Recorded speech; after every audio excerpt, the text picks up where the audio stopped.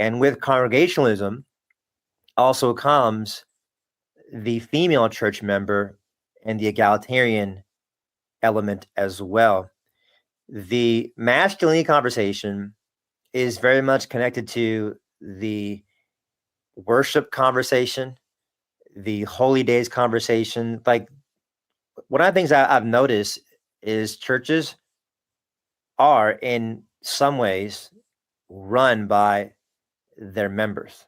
Yeah. And when elders begin to govern the church and implement things as the governors of the church, they will go as far as the people who run the church, which are the members, will allow. And it's almost like, who are you?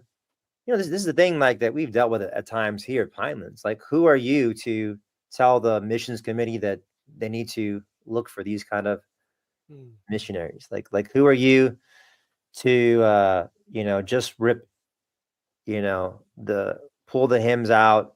We didn't do that. To be fair, like, we didn't just one day we didn't wake up a cappella, one day we didn't wake up EP. But when we started to, remove certain things and implement more psalms, it's like, who are you? And it's like, the question is, no, actually, who are you? Like, respectfully, like, have you been anointed and called and gifted to the spiritual oversight of the Lord's flock? You haven't. And it's fine for these people to ask questions. It's fine for people to want shepherding, right? Can you shepherd me through this? Like, could you? But that's not what we're talking about. No. This is like, I don't want that done. You better not do it. And it's like, respectfully, like, I don't work for you, and I'm not like the you don't wag me around, right? Like the tail wagging the dog. And it's like, wow, you're an unteachable man, you're right, a harsh man. And it's like, try that logic with your boss. Just try that. Let's see how long any of these people would be employed if they took any of that tone with their bosses. And they say, well, that's different. How is it different? It's an authority. And the reality is the authority of Christ in his church has a lesser weight than the authority of the man who pays you. And it comes out in these conversations. Yeah. And I think it's heightened in my circle that I was in because, we have a Mennonite background, Brethren background. And so there's a distinction between kind of the earthly and the spiritual. And so, the spiritual, you can kind of just sloppily do things because it's, you're being moved by the Spirit, as it were. So, for example, to kind of concrete what I'm saying is, it was voted that we would get psalters. I made the case for psalters. So the church agreed that we could buy psalters. And I knew that singing psalms would do more heavy lifting on my behalf than I could do. And, in other words, not only is this experiential preaching taking place, but we're also singing God's songs.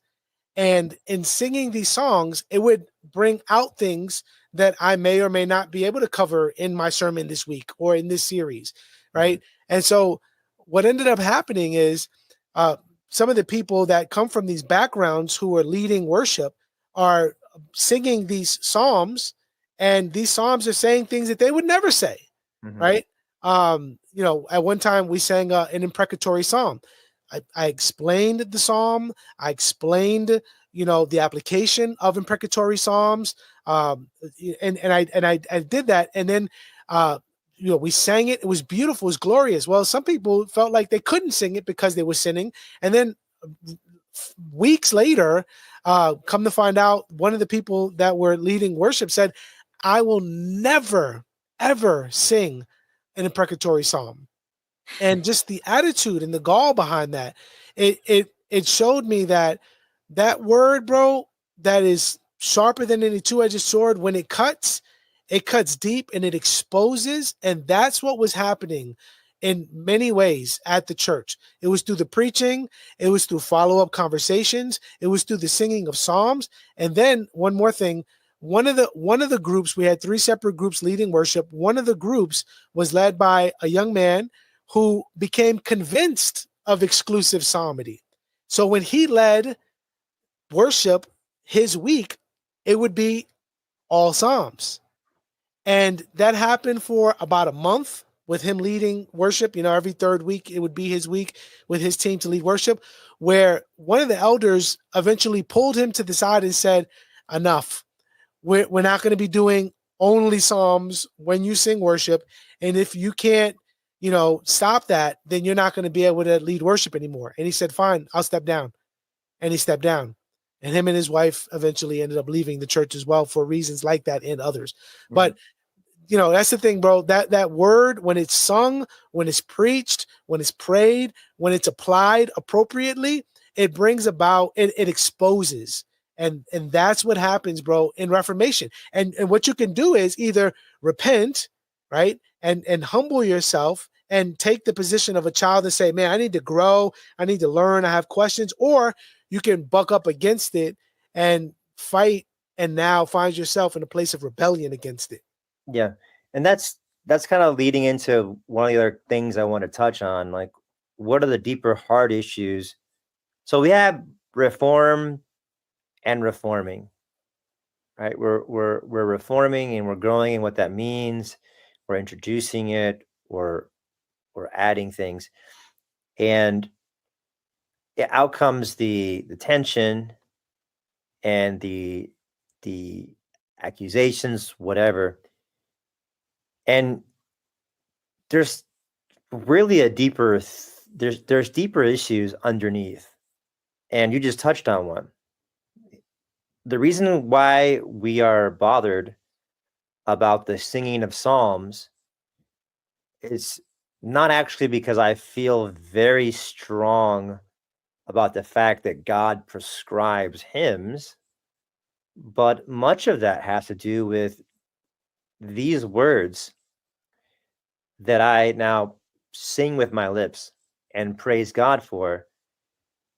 They confront me.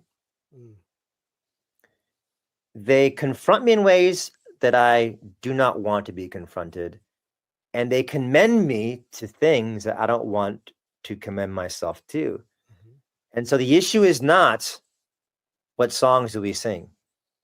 The issue is the heart's obtuseness to words of God. Now, it's one thing to know that Psalms 2 was in the Bible, but it's another thing for you to sing to God in praise that psalm. That's very. And let me add to that, bro. With that point, it's one thing to think that the Psalms is a book in the Bible that I could frequently or infrequently visit.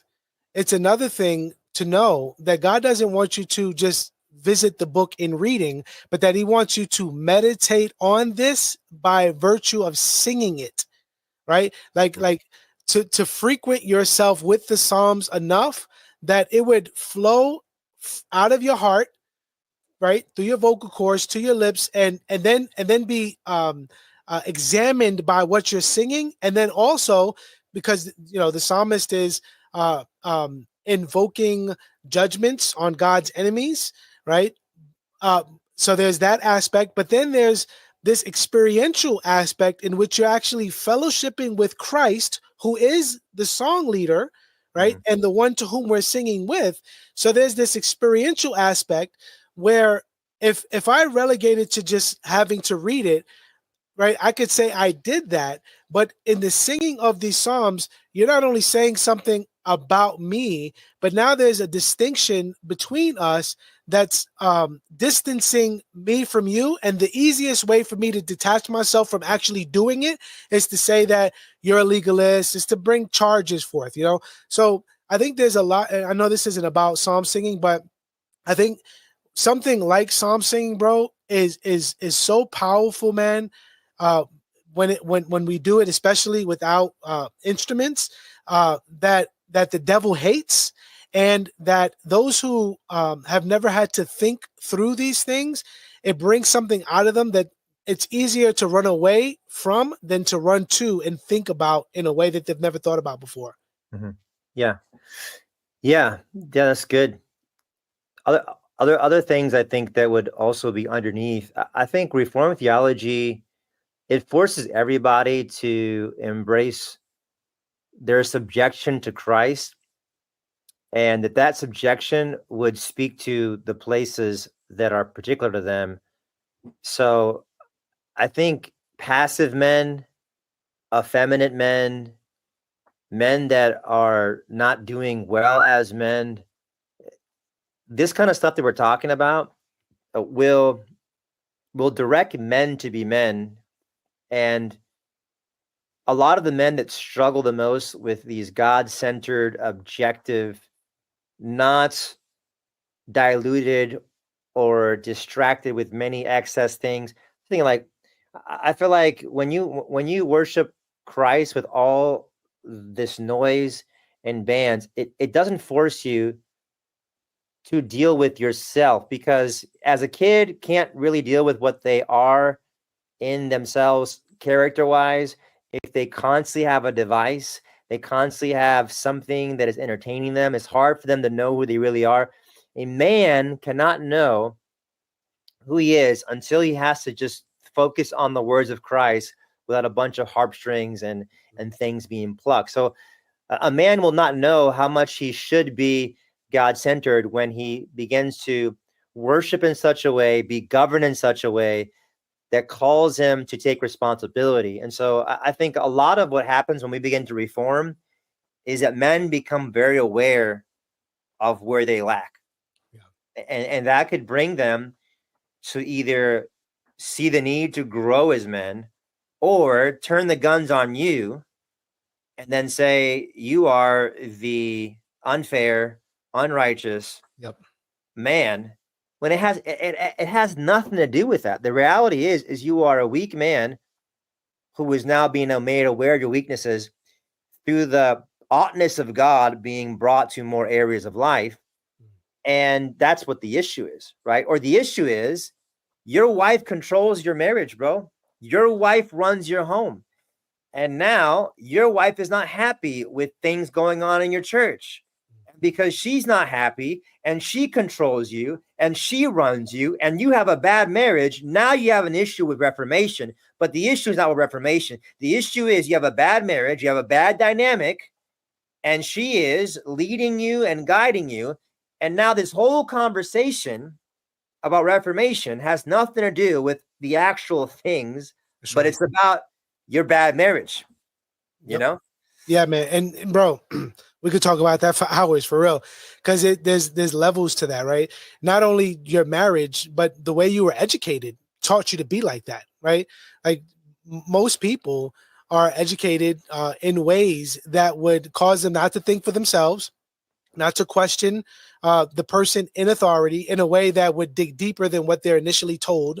And so when you get into this reformed world where people are saying things and teaching things that take you beyond what you're used to, now you're having to do something you've never done before.